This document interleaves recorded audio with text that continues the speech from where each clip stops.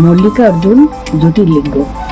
দ্বাদশ জ্যোতির্লিঙ্গের মধ্যে মল্লিকার্জুন জ্যোতির্লিঙ্গকে দ্বিতীয় জ্যোতির্লিঙ্গ বলা হয়। অন্ধ্রপ্রদেশের শ্রীশৈলম পর্বতে অবস্থিত এই মল্লিকার্জুন জ্যোতির্লিঙ্গের গল্পটি একটি পারিবারিক গল্প।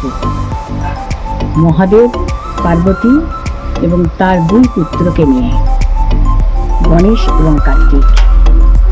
একবার গণেশ এবং কার্তিকের বিবাহ নিয়ে দুজনের মধ্যে একটা বিবাদ উপস্থিত হয়েছিল, কার বিবাহ আগে হবে। তখন মহাদেব এবং পার্বতী একটি বুদ্ধি বার করেছিলেন। তারা বলেছিলেন যে এই দুজনের মধ্যে যে আগে পৃথিবী পরিক্রমা করে আসতে পারবে তার বিবাহই আগে হবে। এই কথা শুনে কার্তিক তার ময়ূর বাহন নিয়ে ক্ষিপ্র গতিতে পৃথিবী পরিক্রমা করতে বার হয়ে গেলেন। কিন্তু গণেশ ভাবলেন যে আমার পক্ষে তো খুব তাড়াতাড়ি এই পৃথিবী পরিক্রমা করে আসা সম্ভব নয়। গণেশ ছিলেন খুব বুদ্ধিমান। তিনি এক বুদ্ধি বার করলেন। তার মাতা পিতা মহাদেব এবং পার্বতীকে মাঝখানে রেখে তাদের চতুর্পাশ গণেশ প্রদক্ষিণ করলেন এবং প্রদক্ষিণ করে সাষ্টাঙ্গে প্রণাম করে বললেন যে আমার পৃথিবী পরিক্রমা করা হয়ে গেছে। তোমরা আমার মাতা পিতা, তোমরাই আমার পৃথিবী। আমি পৃথিবী পরিক্রমা করে নিয়েছি। এই কথা শুনে তো মহাদেব এবং পার্বতী খুব খুশি হলেন, আনন্দিত হলেন।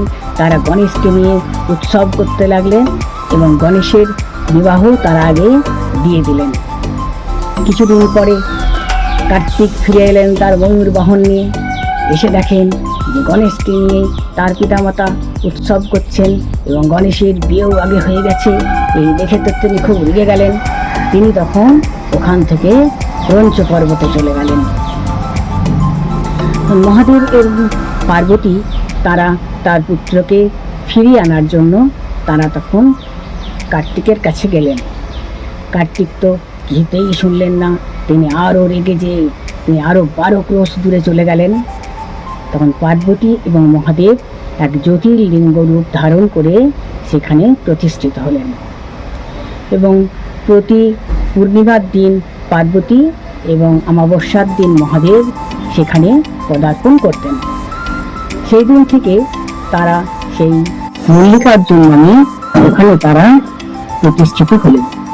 মল্লিকার্জুন নামে এক লিঙ্গ, যেখানে পার্বতী এবং মহাদেবের উভয় জ্যোতি যেখানে একসঙ্গে মিলিত হয়ে নাম হলো মল্লিকার্জুন। মল্লিকা অর্থ হচ্ছে পার্বতী এবং অর্জুন মানে মহাদেব। এই দুয়ের জ্যোতি নিয়ে হলো মল্লিকার্জুন। এই লিঙ্গ যিনি দর্শন করেন সমস্ত পাপ থেকে তিনি মুক্ত হয়ে তার অভীষ্ট তিনি লাভ করেন।